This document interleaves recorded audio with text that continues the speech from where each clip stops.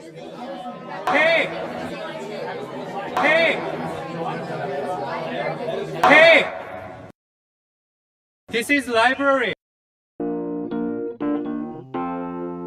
All right, hey everybody, welcome to episode 11 of the Tell Me About That Book podcast. Short conversations about some of the best books on personal growth, mindset, fitness, and business topics with some of the leaders in the fitness industry. Today we're talking about To Sell is Human from Dan Pink. And speaking of selling, any money made with sponsorships and affiliate links of this podcast goes directly to inner city weightlifting. You can find out more at continuefit.com. Or that's where I have all my podcasts, or you can just put in tellmeaboutthatbook.com. That's where it'll take you right to Continue Fit. All right, for today's show, I have on Brendon Rearick. He's a trainer and licensed massage therapist in Marin County and San Francisco area. Formerly at Mike Boyle Strength and Conditioning, he's the co-owner of Movement as Medicine West Coast Edition. He's also the co-owner of Certified Functional Strength Coach. He travels all over the world. That's why he's able to read 150 books a year or listen to, because he has a 17-hour commute every day. But he's part of a young group of trainers that I refer to as the super trainers. Brendon, thanks for coming on today. Thanks for having me on, Ant. I appreciate it. All right, man. Yeah, that's the silver lining of all that travel, right? You get to do a lot of reading, a lot of, and your commute too. You get to listen to some good podcasts. And, yeah, as that's well as books. Correct. I've been on a lot of planes this year, so that's a lot of time to read. And I'm not the type of person that can sleep on a plane, so I literally just read the whole time. Yeah, and you, like you said, you guys are not just going to like Texas. You're going to Brazil and Dubai and all over the place. So yeah, 13 hours on a plane can be a good time to read. Yeah, get a lot done. Cool. Well, the book is To Sell is Human. All full disclosure, I did not read this, which is part of why I want to do these podcasts and tell me about the book. But I did listen to some like a podcast. He sounds awesome. I have the summary, the executive summary as well that I got from readit4.me. But why don't you give us a summary of this book, because you're pretty enthusiastic about it. Yeah, so the whole premise of the book is that we're all in sales. So lawyers try to persuade juries. We try to write blog posts and get people to read them. I try to convince my daughter to take a bath. You try to get people to listen to your podcasts. We sell our clients on us as a great coach and by doing a great job every day. And we also have this perception that Dan Pink goes into, that selling is only the exchange for goods, for money, and that it's done only by shady people with no hearts. And what he's selling in this book is that we're all in sales because we're constantly trying to get people to part with resources. And resources isn't just money, it's also time and other opportunities to do something better. So we're not in sales from a traditional sense. We are in what he calls non-sales selling. So they did a poll, and I think him and a couple other researchers did this together for the book. They did a poll of 7,000 people, and 40% of the average person's workday is spent doing non-sales selling, which is about 24 minutes per hour, where we're answering emails, we're trying to get coworkers to do things, our boss tries to get us to do things, and we're always trying to move or convince other people to do what we want them to do. So whether you like it or not, we're all in sales in some sort of way. Yeah, and even to relate it more to the fitness professionals or the physical therapists is that, like you said, I mean, we're not only trying to get them to, come into our place, but by, we want to give them a program that they're going to adhere to, that they're going to be consistent with.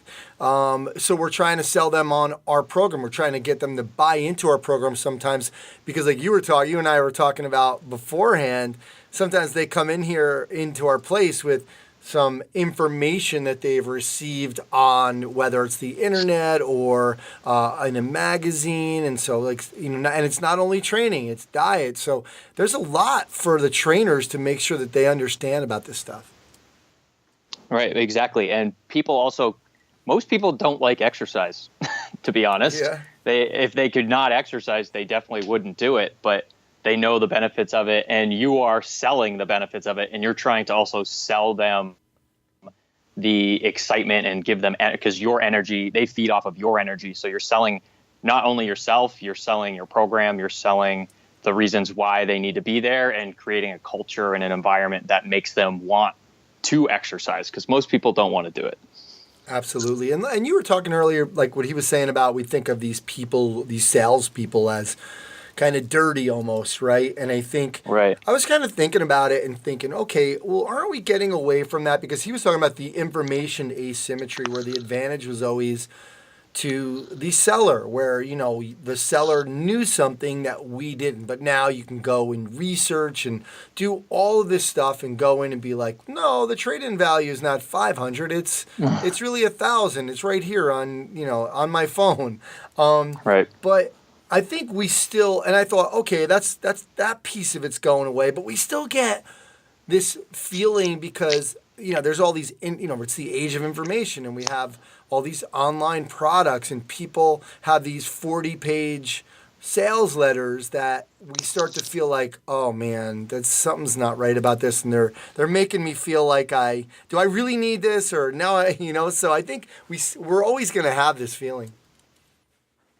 Yeah, and it's really that it's no longer, it used to be buyer beware, because the seller had all the information, so you just had to believe what the seller was telling you, and that's no longer the case. So now it's almost seller beware. So the seller has to worry about how much information you're coming in with, and whether it's real information or fake information. So the seller's job now really is to almost check your facts for you, and then kind of guide you into whatever decision you want to make. And in the book, everyone, when they think sales, they think car salesman. Yeah. And that's the examples he uses mostly in the book. So when you go to buy a car, you have a Carfax report, you have Kelley Blue Book value, you have multiple reviews, and you've checked prices at all the other locations in the area. So the seller really can't lie to you anymore. So it used to be that you would have to go and they would tell you about the car, and it was probably in an area, there's probably one car dealership where you lived, and they could sell you a complete lemon and you'd have no idea, and you'd have no way of telling other people about it. And now people have these incredible platforms, also known as social media, where you can go on and say, hey, these guys sold me a lemon, or this dealer or seller is a real asshole, or I had an amazing experience here, 5-star reviews. So like now the seller has to be nice to you, almost, because if they're not, they'll go and tell all of their friends, because people have these platforms where everybody's listening, and it's real easy for the buyer to have the ball in their court now. Whereas the seller's just there kind of standing like, hey, like that's not true. Maybe you should look at this. Maybe you'd like that. And that's really all they're there for now. Yeah, it's so interesting. Wow. So the tables have turned. Yeah, the tables have turned with information. So it's awesome. What give me some takeaways from the book that you felt like, you know, you're using in your life. Well, the 3 big takeaways were, one is that I came to the realization from listening to his stuff is that when you're a trainer, you are the seller, and it is seller beware, because your clients are coming in with this preconceived idea of what fitness should look like. So they think like, oh, fitness is 6-pack abs, it's eating paleo, it's and that's what their idea of also health is. Like, you're not healthy unless you eat paleo and you have a 6-pack and you do CrossFit. And as the coach, who is now I'm the seller, I have to fact check them and say, hey, no, health and fitness is really just your ability to do the best that you can with what you have, even if you have a disability or disease, or maybe you don't have the financials to pay for training 5 days a week or super healthy food. So now as the seller, my job is completely different than, because like I'm no longer the expert until I prove that to the person. Whereas 20 years ago, if you were a personal trainer, just people would believe everything you said. And it's probably actually a good thing, because now we're starting to push those people out that are lying and selling bullshit all the time. Mm-hmm. And then the other part of the book, when you get towards the end, they do a lot of stuff on psychology, the psychology of selling. And they're talking about to not avoid negativity, because you'll lose touch with reality. So there's another great book called The Upside to Your Dark Side, which talks about how there's an appropriate amount of negativity you have to balance yourself out with the positive stuff. So if you were just to live positive all the time, you'd be clueless, because you'd be like, if I just stay positive, I'll be able to pay my rent next month. Well, that's not true, because in order to pay your rent next month, there's an actionable step that you have to take. And also negativity allows us to learn, so history doesn't repeat itself. So there's a lot of great psychology stuff at the end of the book. And then the third piece was people are really good at responding, but they're not very good at listening. And I'm a culprit of this myself, and I've tried to get better at this over the years, is that I know exactly what I want to say, and I interrupt that person before they're even done telling me what they're going to say, because I feel like if I don't tell them fast enough, then I'll forget it. And he was talking about a course that he took, which I really love. This idea is that people would tell you something, and then you had to wait 15 seconds just staring into their eyes, 15 seconds before you were allowed to respond. And he said it was super uncomfortable, and the silence scares the hell out of you. But what that does is it allows you to collect your thoughts. It allows you to hear the person entirely. So what you were going to say might not even be relevant anymore if you interrupted them. And then it makes the other person feel like you have more empathy, because they actually felt heard. And I think I need to do a better breath. Maybe not 15 seconds, but I need to do a better job of taking maybe one breath in between things before I respond to what people say, so that it allows you to respond instead of react. So those are like my three big takeaways from the book. Love it. And I think on that last point, it's funny because it's hard sometimes, because you have to read when a person is done. I have to do it on the podcast a lot because I can't see somebody.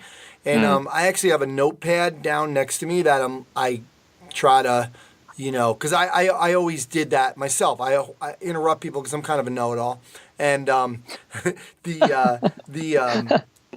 try not to do that. But I think with our business too, you end up like, if somebody says, finish this sentence for me. I'm a woman, and I'm gonna say, Brendon, I'm afraid to lift weights because I feel like if I lift weights, I'll get too bulky. Yeah. So you're going to interrupt. I know you think you get too bulky, right? Right. I mean, right. So you're right.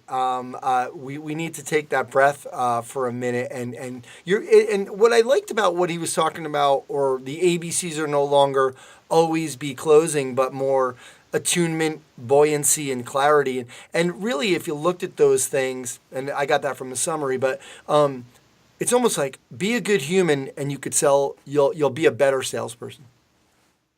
Yeah, and so that was actually one of the only things I didn't like about the book, was that, so ABC used to be always be selling, and now there's attunement, buoyancy, and clarity. I wish he picked a better acronym, because in a week I'll always remember always be selling, but I won't remember attunement, buoyancy, and clarity. Always be closing. Attunement is, so there, I don't know if you really remembered that, by the way. It's always be closing. Always be closing. Oh, sorry. Well, never mind. I guess always be selling is relevant to the book, right? Always be closing. So attunement is basically, like you said, it's being a good human. Attunement means you are listening to the other person. You are getting in touch with them and creating a relationship. Buoyancy is the positivity piece I was talking about. So you want to be positive and optimistic, but you also don't want to be too positive, because you'll be clueless and you'll forget about certain things. And then clarity is just being very, very specific with people and what you are needing and what they are needing.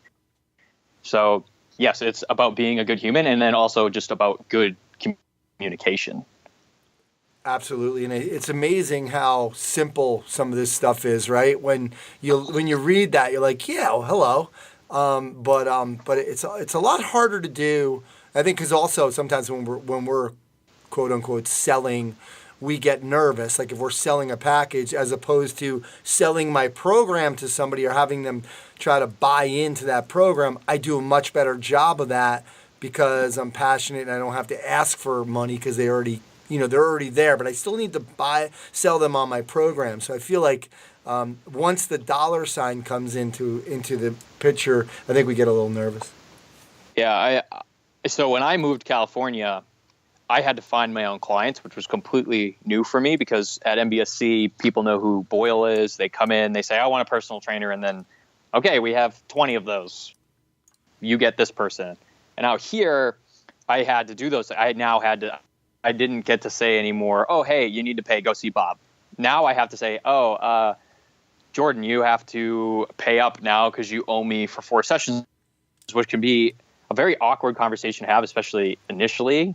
And coming from the gym that I was working in, I never worked at an Equinox or a big gym, which I kind of wish I had a little bit. So I would have had to sell. And for trainers, it almost seems shameful for some. It did for me to ask for money or to ask for a referral. Like I felt like I was almost bothering that person. And it took me a long time to get over that. And what I had to do is, he actually talks about this in the book, is reframing. And it's actually, I took a lot of this stuff from Tony Robbins as well. He talks about framing things in certain ways. And so if I framed it as I'm helping that person feel better and you're giving them health care instead of them going to get sick care, then I feel much better about what I'm doing. And then I came to the realization as well that people will pay a lot of money to feel good. So people shell out a ton of money for drugs, alcohol, sex, casinos, theme parks, movies, restaurants. Why do I feel so bad about taking that person's money? If they're putting their money into those things, why not put it into me where I'm actually building them up and helping them feel better and creating a positive spin on their life?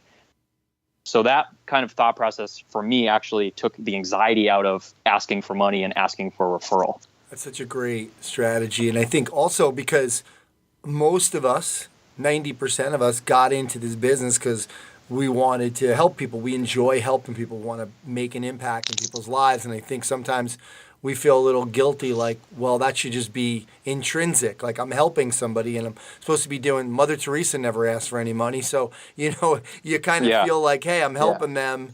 And am I allowed to ask for the money? So I think it's a tough thing to deal with sometimes. Yeah. And when I think of that, I think of philanthropy as well. So, for example, Bill Gates has agreed to give away all of his money by him and his wife by the time he dies. And Zuckerberg's doing it. Warren Buffett's agreed to do it. And they have billions and billions of dollars. When you have billions of dollars, you can help more people. So I don't have billions of dollars to give away. So when I think of it like that, like getting paid for my services isn't such a bad thing because I can help more people, because you won't be in this business very long if you make 20 grand a year and you can't pay your rent and you have to work another job doing something else you don't like to do. Whereas if you do got to ask for money and you do have to be able to do this for a living so you can help more people with more money that you make. So absolutely. Good way to look at it. Nice. Reframing it. Any quotes? Reframe it. Any quotes from the book that you kind of stuck out in your head? There's a couple. So to win an argument is to lose a sale. And I think that's very relevant in the fitness industry and social media as people try to win arguments in the comment sections of their posts. And you've just lost a sale. So maybe that was a possible client, or maybe that was a possible colleague that you could work on something someday. So there's a difference between disagreement and dislike, Mike always says. So you can disagree with people, but dislike's a totally different animal.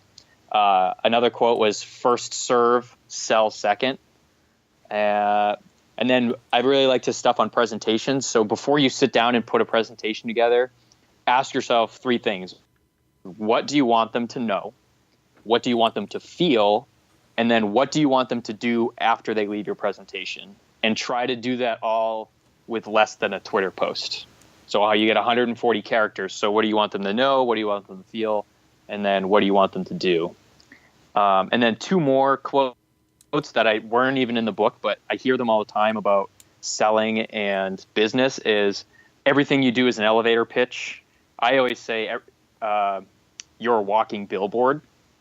So whether you like it or not, everything you do, say, wear, post on the internet is a reflection of yourself and you're a brand. So people buy who you are and why you do it. And then I think this is actually a Mark Cuban quote, every no gets me closer to a yes.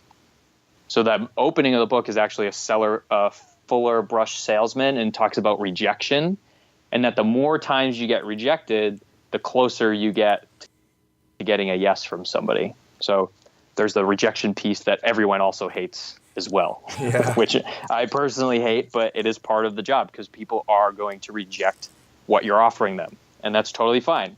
The more no's you get, the closer you get to a yes. Very cool. All right. Well, I'll remind everybody the book is called To Sell is Human. It's from Dan Pink. And absolutely a good reminder that just about every situation and no matter what you're doing, we are selling. So, Brendon, thanks for coming on and talking about this book. I love it. Thanks for having me, Ant. Let's do it again. All right. Well, that's going to do it for episode 11 of Tell Me About That Book. Thanks to Brendon Rearick for coming on and sharing his thoughts and discussing To Sell is Human. Any money made with sponsorships of this podcast go directly to Inner City Weightlifting, and you can find out more at continuefit.com. My name is Anthony Renda. Thanks again, and I'll speak to you next time.